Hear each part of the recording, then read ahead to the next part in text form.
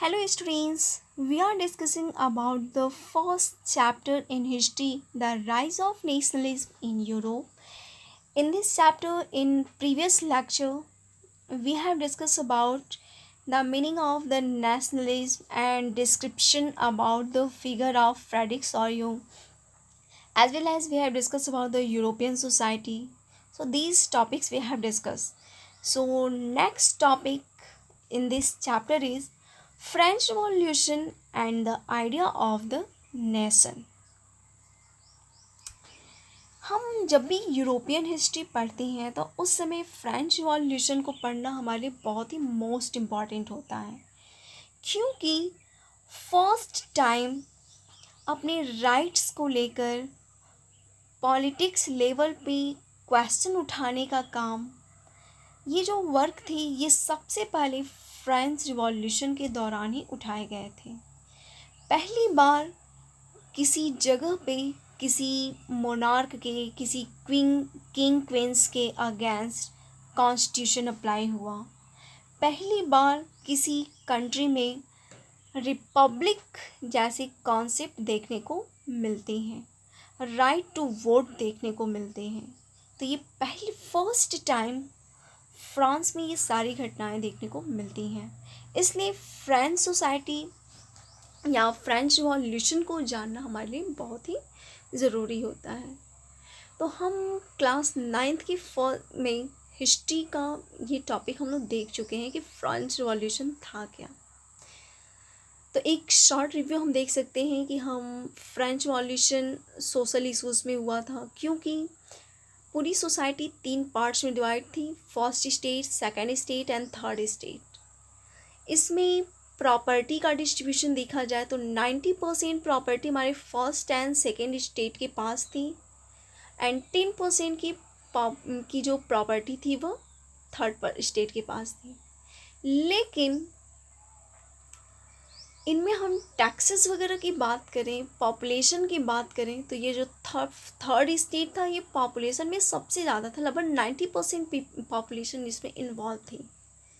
But 10% population हमारी first and second के पास थी। तो ये डिसिमिलरिटी भी कहीं ना कहीं प्रॉब्लम क्रिएट कर रही थी। इसके अलावा कुछ इकोनॉमिक लेवल पे भी हमको देखने को मिलता है कि फ्रांस अमेरिकन कॉलोनीज को फ्री कराने में बहुत ज़्यादा हेल्प करने लगा, जिसकी वजह से रॉयल ट्रीजर्स हमारी ख़त्म होती चली गई। पॉलिटिकल लेवल पे भी हमको कुछ डिसिमिलरिटी दिखाई देती हैं कि इकोनॉमिक क्राइसिस देखने को मिलती है फ्रांस सोसाइटी में, जिसको सॉल्व करने के लिए लुई 16 ने नए तरीके के टैक्सेस थर्ड स्टेट पे अप्लाई कर दिया, जिसकी वजह से थर्ड स्टेट पीपल और ज़्यादा डिसअपॉइंट होता है। और इन सारे रीजन्स की वजह से फ्रेंच रिवॉल्यूशन हमारा 1789 में स्टार्ट होता है। इससे पहले पूरी तरीके से मोनार्कियल सिस्टम हमारा अप्लाई थी आपके फ्रांस में, लेकिन फ्रेंच रिवॉल्यूशन के बाद हमें पॉलिटिकल एंड कॉन्स्टिट्यूशन लेवल पे बहुत सारे बदलाव देखने को मिलते हैं। So we can say that कि political and constitutional changes that came in wake of the French Revolution led to the transfer of sovereignty from monarchy to a body of French citizens। कि जब French revolution हमारा सामने आया, लोग उसमें involve हुए, उनके द्वारा पॉलिटिकल लेवल पे चेंजेस दिखाई पड़ते हैं। उन्होंने क्या किया कि जो मोनार्क थे उस मोनार्क की पावर को कंट्रोल करने के लिए कॉन्स्टिट्यूशन बना दिया। तो कॉन्स्टिट्यूशनल मोनार्कियल सिस्टम फ्रांस में आता है। फिर कुछ समय बाद लोगों के द्वारा इलेक्टेड पर्सन्स हमारे असेंबली में भेजे जाते हैं और वे पूरी तरीके से मोनार्क के कार्यों को ऑब्जर्व करते रहते हैं। अगर मोनार्क थोड़ा सा भी डिसबैलेंस होता है तो वो क्वेश्चन रेज करना शुरू कर देते थे। तो इस तरीके से पॉलिटिकल कॉन्स्टिट्यूशनल चेंजेस हमको बड़े पैमाने पे दिखाई पड़ती हैं फ्रांस में, जिसका रिजल्ट ये होता है कि अब जो सॉवरेनिटी थी, जो प्रभुसत्ता थी, जो सुप्रीमेसी थी, जो पहले मोनार्क के पास थी, अब वह हट करके ट्रांसफ़र होकर के फ्रेंच सिटीजन में आ जाती हैं। अब ये फ्रेंच रिवॉल्यूशन सक्सेस कैसे हुआ? So we can say that the various practices adopted to develop a sense of collective identity among people. कि सबसे पहला काम क्या किया गया कि जितने पीपल्स थे उनको एक कलेक्टिव आइडेंटिटी में बांधने की कोशिश की गई। इट मीन्स जैसे अगर हम देखें तो इंडिया में इतनी सारी वेरिएशंस हैं, इतनी सारी वेराइटीज़ हैं, बहुत सारी डिफरेंसेस हैं, लेकिन इसके बावजूद भी हमारा एक सिंगल आइडेंटिटी है, वी आर इंडियन। तो हमारी पहचान क्या है? इंडियन से है। हमारी पहचान उस फ्लैग से है, उस नेशनल फ्लैग से है जो कहीं पर भी इंटरनेशनल लेवल पे किसी फोरम में उसको फ्लैग किया जाता है तो वहाँ पे हम देख सकते हैं कि हमारा जो फ्लैग होस्टिंग हमारे कंट्री की होती है तो हम सब उसके रिप्रेजेंटेटिव हैं, तो वो फ्लैग हमारा रिप्रेजेंटेटिव, वो हमारा आइडेंटिफिकेशन है। इसी तरीके से फ्रांस में लोगों को कलेक्टिव आइडेंटिटी के रूप में, या हम कह सकते हैं कि लोगों के अंदर एक कलेक्टिव आइडेंटिटी के सेंस को डेवलप करने के लिए प्रैक्टिस किया गया, जिसके लिए एक नेशनल फ्लैग सेलेक्ट किया गया, नेशनल सॉन्ग, नेशनल एंथम जैसी चीज़ों को सामने लाया गया, बहुत सारे नेशनल सिम्बल्स बनाए गए। इसी के सेंस में हमारा स्टैचू ऑफ लिबर्टी बनाया गया, हमारी रेड कैप बनाई गई थी। तो ऐसी बहुत सारी चीज़ें थी जिसके थ्रू लोगों में एक कलेक्टिव आइडेंटिटी लाने की कोशिश की गई थी। Declaration of mission to liberate Europe from despotism, मतलब क्या है? डिस्पोटिज्म का मतलब, डिस्पोटिज्म का हिंदी वर्ड अगर हम देखें तो निरंकुशतावाद, या हम तानाशाही कह सकते हैं।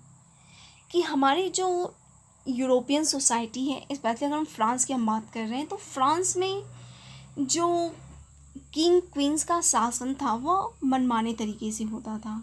जो किंग क्वींस जैसे चाहते थे वैसे डिसीजन ले लिया करते थे और लोग फोर्सफुल होती थी उसको एक्सेप्ट करने के लिए। तो इसी को कहा गया डिस्पोटिज्म, और इस डिस्पोटिज्म से लिबरेट होने की बात कही गई थी। तो फ्रेंच रिवॉल्यूशन में क्या एक मिशन रखा गया कि हमें डिस्पोटिज्म से यूरोप को निकालना है, कि जो निरंकुशताशाही है या तानाशाही जैसी चीज़ें हैं उनसे हमको अपनी कंट्री को या अपनी इस सोसाइटी को बाहर निकालना है। अगली काम किया गया, अगला जो हम देखें, setting of Jacobin clubs by educated middle classes and student of Europe. कि इस फ्रेंच रिवॉल्यूशन के बाद क्या हुआ कि पहला काम लोगों के सामने आया कि हमें डिस्पोटिज्म से यूरोप को फ्री करना है, और दूसरा क्या किया गया, जैकोबिन क्लब्स बनाए जाने लगे। और ये Jacobian clubs educated middle classes लोगों की देन थी।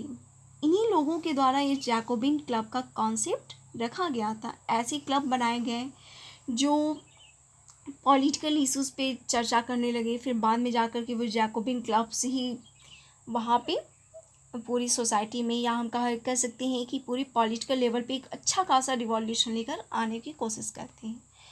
इन जैकोबिन क्लब सिर्फ इन मिडिल क्लासेस पीपल्स के द्वारा के अलावा स्टूडेंट्स के द्वारा भी इन्वॉल्व किया गया। तो वी कैन से दैट कि जैकोबिन क्लब्स आर स्टार्टेड और setting up by the middle classes and as well as the students of the Europe. It also powered revolution in all Europe. कि French revolution ने जो revolutionary changes देखने को मिलती हैं पूरी फ्रांस में, उससे अदर कंट्रीज़ भी बहुत ज़्यादा इंस्पायर्ड होती हैं, और इंस्पायर्ड हो करके एक बड़े पैमाने पे रिवॉल्यूशन स्टार्ट करती हैं और अपने यहाँ बहुत बड़े पैमाने पे चेंजेस लाती हैं। इसमें अगर हम देखें, फ्रेंच रिवॉल्यूशन तो हमारा एक इम्पॉर्टेंट टॉपिक था ही, और इसने अदर्स कंट्रीज़ में एक इंस्पायरेशन का काम किया। लेकिन एक्चुअल में देखा जाए कि आइडिया ऑफ नेशन जो बना, लोगों के अंदर जो कलेक्टिव आइडेंटिटी जो आई थी, उसमें सबसे बड़ा रोल नेपोलियन बोनापार्ट का था, जो 1804 में फ्रांस का किंग बनता है, एम्परर डिक्लेयर खुद को करता है। इसके बाद उसने बहुत सारे बदलाव लाते हैं और उसी में एक सबसे पहला या जो इम्पॉर्टेंट जो डिक्लेरेशन था नेपोलियन के द्वारा, वह था नेपोलियनिक कोड, या जिसे हम सिविल कोड ऑफ 1804 कहते हैं। यहाँ पर ये मिस्टेक है, कोविल नहीं होगा, सिविल होगा, CIVI है, सिविल कोड ऑफ 1804 होगा। So you must have to be change this one. तो ये सिविल कोड ऑफ 1804 हमारा देखने को मिलता है। तो हम इसमें देख लेते हैं कि क्या क्या चीज़ें इसमें रखी गई थी। सो इसमें सबसे पहला काम किया गया कि privilege based on birth एबोलिश्ड and equality before law was established. Napoleon ने सबसे पहला काम किया कि जो प्रिविलेजेस दी गई थी लोगों को बर्थ के आधार पे, यानी आप जन्म लिए हों, जैसे ही फर्स्ट स्टेट पीपल्स हैं, अगर कोई उसमें जन्म के आधार पे उनको कुछ छूट दी गई कि आप कर टैक्सेस पे नहीं कर सकते, आपको एडिशनल पावर दी गई हैं, आप प्रॉपर्टी ले सकते हैं, आप एडिशनल टैक्सेस अप्लाई भी कर सकते हैं। इस तरीके की चीज़ें जो हमको फर्स्ट स्टेट में दी गई थी या सेकंड स्टेट में दी गई थी, उन सभी को एबलिस्ट किया गया, इसमें से उसको ख़त्म कर दिया गया। And equality before law was establish, और इक्वलिटी बिफोर लॉ यानी लॉ के सामने, कानून के सामने लोगों को इक्वल लाने की बात कही गई।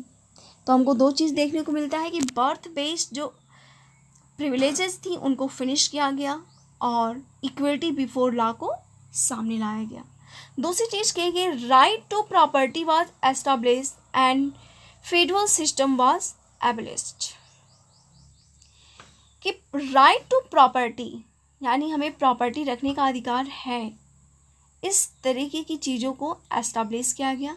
और फेडरल सिस्टम, फेडरल का मतलब कि हमारी संपत्ति हम अपने पास ही रखें, ये तो ठीक है, लेकिन हम दूसरों पे टैक्सेस अप्लाई कर दें या उनको लोगों के बारे में ना सोचें, इस टाइप की जो चीज़ें थी उसको धीरे धीरे ख़त्म कर दिया गया था। अगली चीज़ की गई, एडमिनिस्ट्रेटिव डिविजन्स वर सिंप्लीफाइड। कि जो एडमिनिस्ट्रेशन सिस्टम था या जो डिविजन्स बनाए गए थे रॉयल सोसाइटी का, चर्च को, इस तरीके की चीज़ों को और ज़्यादा सिंपल बनाया गया कि लोगों को बहुत ज़्यादा प्रॉब्लम क्रिएट ना हो। Peasants got freedom from serfdom and memorial dues. Serfdom एक तरीके का टैक्स था जो फ्रांस सोसाइटी में लाया गया था। मेमोरियल ड्यूज यानी ये भी एक तरीके का ये ड्यूज वगैरह होते थे जो पीजेंट्स को देना पड़ता था मोनार्क को। तो इन सारी चीज़ों से पीजेंट्स का मतलब किसान, इन किसानों को सर्फडम और मेमोरियल ड्यूज से छुटकारा मिला, उनको फ्री कर दिया गया। अगली चीज़ क्या, uniform laws and standardization of weight and measures were introduce. एक प्रॉब्लम थी फ्रांस में कि जो आपके ये थे जो बिजनेस पर्सन्स थे या जो कमर्शियल जगहों पे लगने वाले जो पीपल्स थे, मर्चेंट्स थे, बिजनेस पर्सन थे, इनको काफ़ी ज़्यादा प्रॉब्लम होती थी क्योंकि एक जगह से दूसरी जगह जाने के बाद जो मेज़रमेंट यूनिट्स थी वो चेंज हो जाती थी, वेट चेंज हो जाते थे, उनका जो नियम थे, जो उनके लॉज थे वो डिफ़र होने लगे थे, तो इसलिए बहुत ज़्यादा प्रॉब्लम होती थी। तो इसके लिए नेपोलियन ने क्या किया कि अपने सिविल कोड में उसने क्या किया कि एक स्टैंडर्डाइजेशन बना दिया। स्टैंडर्ड का मतलब एक मानक जो हर कोई एक्सेप्ट करे। तो वेट और मेजरमेंट के लिए उसने क्या किया, एक स्टैंडर्डाइजेशन बना दिया, एक मानक बना दिया। जो नियम कानून थे बिजनेस से रिलेटेड, कॉमर्स से रिलेटेड, उसको भी उसने क्या किया, यूनिफॉर्म कर दिया, उसको स्टैंडर्ड बना दिया, जिसकी वजह से बिजनेस पीपल्स को, मर्चेंट्स को बहुत ज़्यादा प्रॉब्लम क्रिएट अब नहीं हो रही थी। तो एक बहुत अच्छा इसने वर्क किया था। इसके बाद इसने अगला काम किया, common national currency was adopted. कि नेपोलियन जिन जिन एरियाज़ को अपने कैप्चर कर लिया था, उन जगहों पे उसने क्या किया, एक नेशनल करेंसी बना दी कि इस करेंसी की वैल्यू इतने के बराबर होगी। तो एक कॉमन नेशनल करेंसी उस एरिया में अप्लाई कर दिया गया, एडॉप्ट करा दिया गया। तो कॉमन करेंसी होने की वजह से, कॉमन वेट एंड मेजरमेंट का स्टैंडर्डाइजेशन हो जाने की वजह से बहुत ज़्यादा इजी हो गया लोगों को बिजनेस करने में, अपने सामान का लेन देन करने में। अगला काम उसने क्या किया कि gate restriction in towns were removed and transport and communication system improved. कि एक जगह से दूसरे जगह में, यानी टाउन्स वगैरह में मूवमेंट्स को लेकर के जो रेस्ट्रिक्शंस लगाए गए थे उनको उसने ख़त्म कर दिया, और ट्रांसपोर्ट से रिलेटेड या कम्युनिकेशन सिस्टम को बेहतर बनाने के लिए उसने बहुत अच्छा काम किया था। तो ये था हमारा नेपोलियन कोड या civil code of 1804. So it is the most important topic in this chapter. You must have learned all these topics regarding to the Napoleonic Code or Civil Code of 1804. So in next lecture we will discuss about the next topic, the making of nationalism in Europe. Thanks to all.